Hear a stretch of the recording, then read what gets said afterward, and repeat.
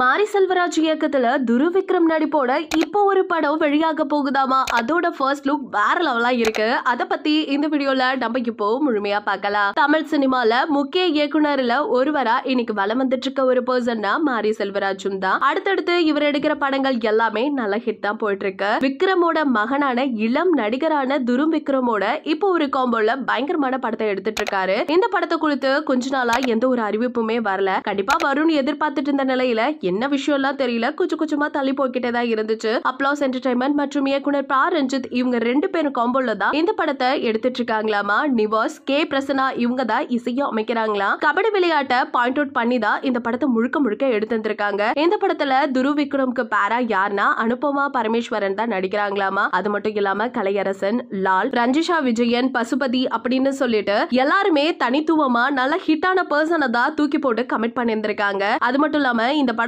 எப்ப ரிலீஸ் ஆகும் அப்படிங்கறத அபிஷியலா சொல்லல. ஆனா இந்த படத்துக்கு தலைப்பையும் அது மட்டும் இல்லாம ஃபர்ஸ்ட் லுக்கோட இப்ப வெளியிட்டு இருக்காங்க. பாக்குறதுக்கே அட்டகாசமா இருக்கு. முக்கியமா சொல்லணும்னா மாரி செல்வராஜ் அவர்களோட சோசியல் மீடியா பக்கத்துல தான் இத போஸ்டாவும் போட்டிருக்காங்க. துருவிக்ரமோட கூட்டணியில இந்த படம் உருவாக்கிட்டு இருக்கு அப்படின்னு நினைக்கும் பொழுது ரொம்பவே சந்தோஷமா இருக்கு. சோ இவங்க காம்போ எப்படி இருக்கும் அப்படிங்கறத கண்டிப்பா நம்ம வெயிட் பண்ணி தான் பார்க்கணும். இந்த படத்துக்கு பைசன் அப்படிங்கிற ஒரு தலைப்பும் வச்சிருந்திருக்காங்க. அது மட்டும் இல்லாம மாரி செல்வராஜ் அவர்களோட சோசியல் மீடியால எதை பாயிண்ட் அவுட் பண்ணி போட்டிருக்காருன்னா, கால்நடையாய் நடந்து வரான் காலமாட்டான், அவன் கார்மேகம் போல் வாரான் காலமாட்டான் அப்படின்னு சொல்லிட்டு போட்டிருக்காரு. அது மட்டும் இல்லாம ஹேஷ்டாக்ல எல்லாருமே மென்ஷன் பண்ணியும் போட்டிருந்திருக்காரு. முக்கியமா சொல்லணும்னா லுக் பாக்குறதுக்கு வேற லெவலா இருக்கு. ஏன்னா பேக் சைட் வந்து காலமாட நிக்க வச்சிருந்திருக்காங்க. முக்கியமா அதோட ஸ்டாச்சு அதுக்கு முன்னாடி நம்ம இளம் ஹீரோவான துருவிக்ரம் அவர்கள் வந்து கொஞ்சம் முட்டி போட்டு நிக்கிற மாதிரியும் கீழே வந்து பைசன் அப்படிங்கிற மாதிரி மென்ஷனும் பண்ணியிருக்காங்க. பாக்குறதுக்கு லுக் வேற லெவலா அட்டகாசமா இருக்கு. சோ கண்டிப்பா இதுக்கப்புறம் வர அப்டேட்ஸ் எல்லாமே நமக்கு யூஸ்ஃபுல்லா தான் இருக்கும்னு நினைக்கிறேன். அபிஷியலா வர வரைக்கும் கொஞ்சம் வெயிட் பண்ணி தான் பார்க்கலாமே. துருவிக்ரமோட